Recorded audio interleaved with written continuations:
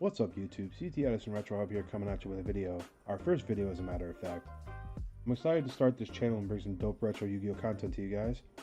It'd be awesome if you guys could share, like, comment, and subscribe. It would help the algorithm a lot. Anyways, let's get into this tier list. This is my own opinion. By no means is this solid in any way, so you could take that with a grain of salt. I'm open to debating and discussing my choices in the comments, but let's get right into it. Starting off with the big three, this is pretty standard and popular opinion within the community. To start off, I think Value is the best deck in the format. Results show as such. It has many wins, tops. It can play broken cards like Oppression, DDV, Dad, Return. It doesn't have a lot of horrible matchups, and it's pretty self-explanatory. I won't get too deep into this choice, we should all know this by now, right? Second is Black Wings, pure Black Wings. It also has good results, and I want to make a point that generally this deck has the highest skill ceiling within the big three. Knowing how to use Icarus attack properly makes or breaks a good pile of the deck. Sometimes just shotgunning it isn't the best when it could be utilized better. Between that, Icarus itself being amazing removal, being able to play the same type of power cards as Vayu, Blizzard and Kaluk being nuts, it has an edge within a lot of the format. In the wise words of the Trash Man, the bird is indeed the word. Oh, have you not heard? Heard what? Third, this is the deck I'm currently playing myself. I was playing Value for 6 to 7 months. I felt like I needed a change. In my opinion, this deck is as close of a second as it could possibly be.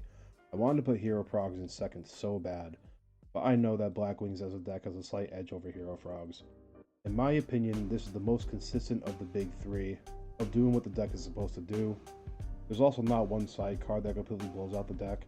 If you have Oppression, you still have Monarch plays. Master Restrict, you still have Miracle. In my opinion, the thing that really hurts the deck the most is if you remove Treeborn Access completely, and Rug with no follow-up. And if you have the side cards for the engine that they currently have to completely slow or kill them fast, which is this deck's downfall. It does have a lot more bad matchups than the bird variants though. I also want to highlight Spiritual Water Heart. This card is absolutely broken. You should be playing it. The card is absolutely insane. I just can't express that enough. The card has just won me so many games, it's crazy. In my opinion, it's the best card in the deck, with Absolute Zero being the second. But I won't get too much more into this since this is also a standard choice in the community. Moving on to tier 1 decks. First up is Forge. This deck is by far the best game 1 deck in the format, but it has a price. It has the highest skill ceiling of any deck in Edison. Not a lot of people play the deck for this exact reason, but in the right hands, this deck can just outright win almost any matchup game 1. It can Colossal Armory arm OTK, AK plus through Gores. It also has the potential to even do this through DDV if they have the right cards like Salvage, Pot of Avarice, etc. Downside of the deck in its current iteration, you conversion side into more of a Frog Monarch strategy to be more resilient to DDV if you're going against Value or any deck with DDV. It has to be ready against Oppression, Vanities, etc. But siding outs to those cards and having them is the key, and if someone like Alistair, who has done this multiple times, you know what you're getting into. The next deck I put here is the new Value variant called Nitro Value. This is the one that just got second at Arbet Chicago. I guess you could still categorize this as Value, but not the Sizzle 41 or close to. I put this here because I want to make a couple points about the deck and its recent performance. It's a great build playing Icarus the best removal. There's also no variance for milling your power cards, which is crazy. The thing that really made the deck perform at this specific event, in my opinion, was the surprise factor. People were probably siding dead cards against it all day because they're used to siding stuff like Mind Control and Knock versus Raikou, and people weren't ready for it. Nonetheless, it's still very early to say if this build's going to be better than the standard, but in my opinion, like we saw in the finals, it hard loses to Decree, and Kaiku's more impactful. I'm curious to see how this build plans out in the future, now that it's known. Regardless, it's still Value Turbo. I put Nitro Value here just to make these points, we'll see how the deck pans out. Next is, sad to say, Glad Beasts. I'm not a fan of this deck, but the deck is good. If they gain tempo and are able to resolve their attacks, then most of the time they'll just flat out win. They have a lot of good matchups into the current meta. War Chariot is nuts, and the newer builds today have mostly solved their issues by playing 3 Book of Moon, has outs to Vanities, or monsters with more than 1800 attack with Smashing Ground. Still loses to Oppression though, especially if they're playing the Tusk Tiger build, and if they don't have outs to the bigger monsters, there's not much they can do, but it's still one of the top contenders in the format by far. Next up is Machina Control, very consistent deck. It doesn't have a lot of bad matchups. Fortress as a card is amazing. Its downside is everyone and their mother siding Cyber Dragon, and depending on your build, if you draw multiple Pot of Avarices, Machina Fortresses, you could just brick really hard. But Fortress as a card is insane. Like, have you ever read the card? Like, go ahead, Caius it. Use Raikou to pop it. Having the Hamster Raikou Caius package is also great, and being able to recycle these good cards with Avarice is huge. If that's allowed to happen, you just gain so much advantage and win. Great deck. Now next is Pure Light Sword. I myself like to spin the occasional slot machine, but in all seriousness, it has a lot of good matchups. And if you just mill right, you just win. Honest is broken. Its downfall, though, is itself. If you brick, it's really hard for the deck to grind and win against certain matchups. The variance is really high, but if it's your day, you just steamroll through the whole bracket. It's been getting a lot of recent results in popularity with innovation from Ryanide. You can't count this deck out ever. You just really can't, man. The deck can just go off. Now, Gigabytes. I'll say this right now, man. This deck. If this deck was more consistent, it would be the absolute best deck in the format by a long shot, period. It can create, quote unquote, the unbreakable board in Edison standards if they have the absolute nuts. But it's another deck where itself is its downfall. It's very bricky, which is why people play this deck. Its game plan is to survive and grind until they're able to combo and put a shit ton of scary pressure on the board. When this deck does its plan, it's scary and hard to win. It has fallen off in popularity as of late though, but there's still players who are still on Gigabytes who believe in the deck fully. And when it's just their day, like in Lightsworn, they just flat out win. It's still a very scary deck you have to watch out for. Moving on to tier 1.5, first up is Machina Gadget. This deck can be a big problem. Constant pressure or power cards like Torrential and Mirror Force doesn't even seem good to use when you have them on gadgets. Paired up with Solidarity, that's a lot of damage, a lot of pressure. Being able to play amazing removal and negation like Horn of Heaven, OTK potential with Limiter if they play it, and of course dealing with Fortress again, it's a good deck. It does get wrecked by DDV a lot more though, and if all they have is gadgets and you have a bigger monster, that's the deck's issue. As a result, then it's definitely a good deck. Next is Christiasorn. Potentially brickier than Pure, but has bigger powerhouse cards like Christie itself, which wins games on its own, and Herald of Orange Light, which the card is broken. They're able to control their fairy count pretty well. It's a very scary deck when it does what it's supposed to do, but it also has the same downfall of Lightsworns and can brick even more. Next up is Amaryllis. This deck has fallen off in popularity as of recent, but it still has some results, and it's a good deck. Titanial itself is a problem for decks to handle. The card's just flat out fucking broken. And burning and constant pressure with Amaryllis is scary, especially when the games goes into time. Like that's just the scariest thing. Issue is that the meta has all the side deck hate for it. Oppression, Fossil Dino, DDV, Vanities, etc. Which is why I think the deck has kind of fallen off in popularity a bit. For this deck and most of the decks going forward, guaranteed if more people play these decks, we might have a different outlook going forward with new innovations and discoveries. We'll just have to wait and see though. Next is Dragon Turbo. This deck goes fucking brr. That is its game plan after all, drawing everything and swinging in your face for game. Another super high ceiling deck though. There's not a lot of pilots playing it. You need to know how to use the deck and don't draw dead cards when you don't get it going properly. With the cards like Prime Material, Draco, you can just OTK through Gores, Mirror Force, Torrential, whatever you want. It's a very powerful deck. You always gotta watch out and cringe when they go off. Oh man. Now this deck and I have a history. It haunts me in my dreams. Jinzo OTK. Shoutouts to you, Edison. Attack per game! This deck honestly might gain more popularity in the current meta after its top in Arbet Berlin, and it still has seen some results here and there. People are innovating the deck to be able to grind when they don't have the Brrr hand. It has an amazing matchups in the Frogs, sad face. Jinzo as well, into a trap heavy meta. I genuinely believe this deck belongs here. As much as I want to see it crash and burn. Like, imagine opening heavy, Future Fusion, BrainCon, Limiter, Metamorphosis, whatever, Addison. Jinzo best deck! Just kidding, bro. Shoutouts to you. Tier 2 now. Twilight Sworn. This deck has fallen off in popularity. I won't get too deep into this one because we talked about Lightsworn before. It plays cards like Caius, Dark Arm Dragons, Chaos Sorcerer, etc., which is kind of bricky. It's the same reasons why it's good and bad in Lightsworn. It's the worst variant for playing more bricks. I genuinely believe the Pure versus Twilight is solved. Quick Draw Machina. I myself don't have much knowledge or experience with the deck since it's fairly new. I played against it a few times and the game plan is usually the same with all Quick Draw variants, Suppression, Vanities, whatever. But out of the Quick Draw decks, this is the most resilient to DDV. It has a lot of follow-up plays.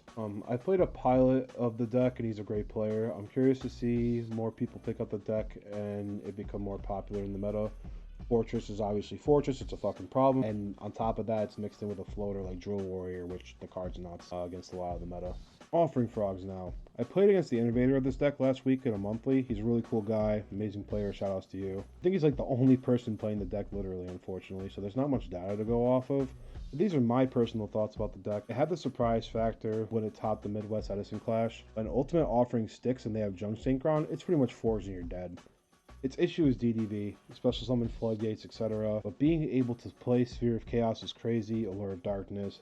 Just being able to win with a flip of one card is scary. The deck is really good. I'd love to see more data and people piloting the deck, honestly. Like, it would just be cool to see. Hybrid Blackwings. I am genuinely not a fan of this deck. If you're going to play a bird variant, you might as well play one of the big three. A full hybrid build with just like Greffer, Arma, Blizzard, all that is just too contradictory to me. I'm cool with value turbo teching one Shira or pure Blackwing teching a Greffer or something. But if you have to pick and choose if you want to go with a pure Blackwing-ish turn or a value turbo-ish turn, it just seems like it's too much. I do like how you can pretend like you're playing value and drop Kalut. That concept is pretty cool. But in theory, if you're just going to play birds, you should just pick one or the other. You're better off, honestly, in my opinion. I'm not a fan. I'm calling this Valhalla Fairies because nobody really just plays Fairies.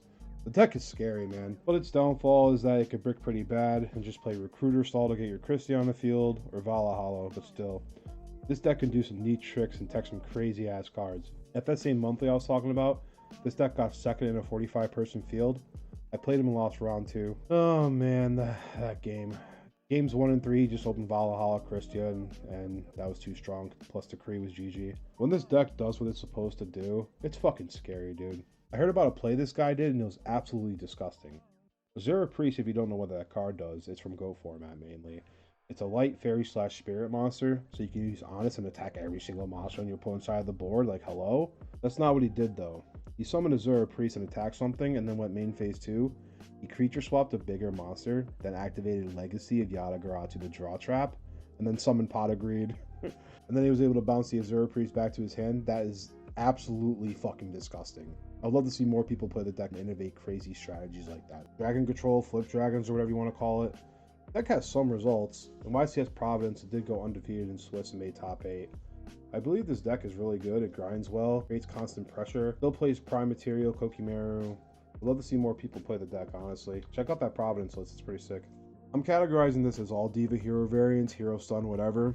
But I think the best one is the Stun version. Being able to play Honest, Gemini Spark, Skill Drain, it's pretty nuts. Not to mention Absolute Zero. But unfortunately, not too many people play the deck anymore. I still think the deck is outshined by the rest of the meta, but if more people picks up the deck and innovate some stuff, who knows, man? This deck can just really just dominate the meta. Next is Frog Monarch, a worse hero frog, but still good nonetheless. Its game plan is to have a bomb every single turn with maximum monarchage, enemy controller, Light and Darkness Dragon, and just to gain advantage, they just win against fair decks, mainly if they're going slow. But it has bigger downfalls compared to hero frogs, when their turn is literally just normal summon most of the time. You remove their Treeborns and the deck is it just has a harder time compared to its better counterpart. And Rug just completely destroys the deck, and their stonks are currently way up. But when it does what it's supposed to do, it's just a powerhouse of turn after turn carnage. This next one, it's all zombie variants. This deck can really go burr, but its big problem is it just hard loses to the entire side meta, literally. BDV, Royal Oppression, Vanities, etc. Like, the deck can literally just do nothing if somebody summons Vanities or whatever. When their matchup doesn't have access to those cards though, it's a powerhouse and it's very scary to play against. It was really popular before, but not so much anymore, but, you know, there's still some diehard zombie players out there, shoutouts to you. Now, Rescue Cat decks. It's not super popular. I'm curious to see a bigger sample size of the deck. Again, it does lose to the side meta, but I've seen this deck do some crazy shit. It has some online results that I've seen, but that's just about it. I'm curious to see more people play the deck.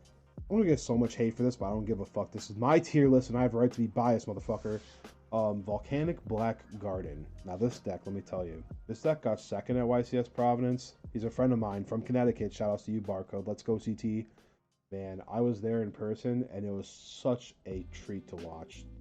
He was tearing through the bracket. People were reading his cards all day long while he's +5 on his opponent.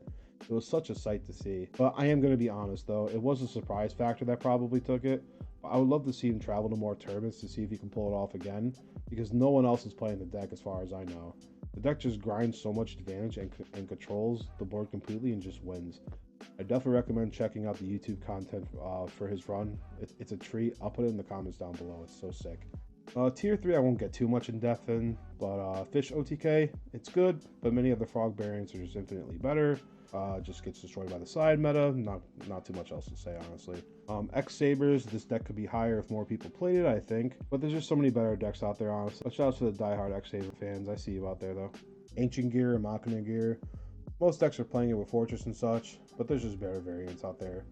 It's still cool that they don't care about battle traps. It's just, you know, again, it just loses to Floodgates. Now, I will start to dabble in chain burn. I can't stress this enough that the surprise factor wins big field tournaments, as I was just talking about with Volcanic Black Garden.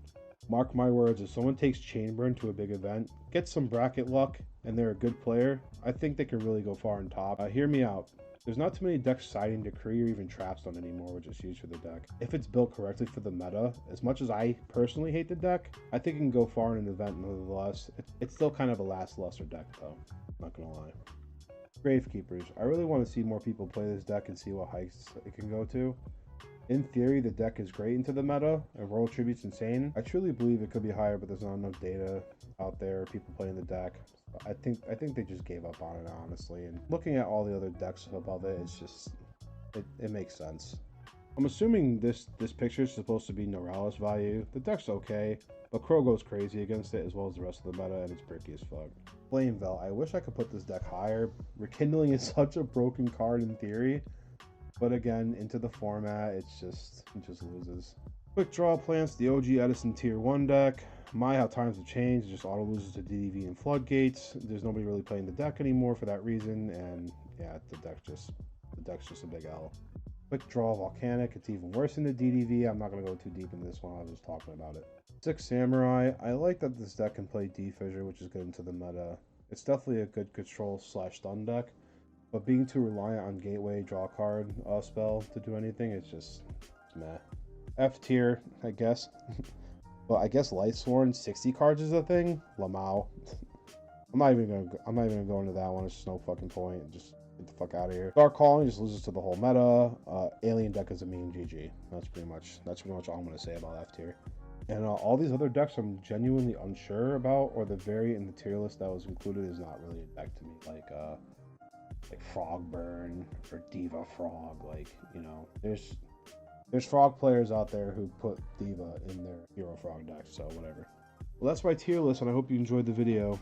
I would like to hear your thoughts in the comments below. Please, if you're inclined to do so, like, comment, and subscribe. This is my first video on the channel, which much more to come. Like deck profiles, some locals replays, some event coverage. Man, I'm looking to do it all, man, and you know, I'm really looking forward to see what the future has to offer for this channel.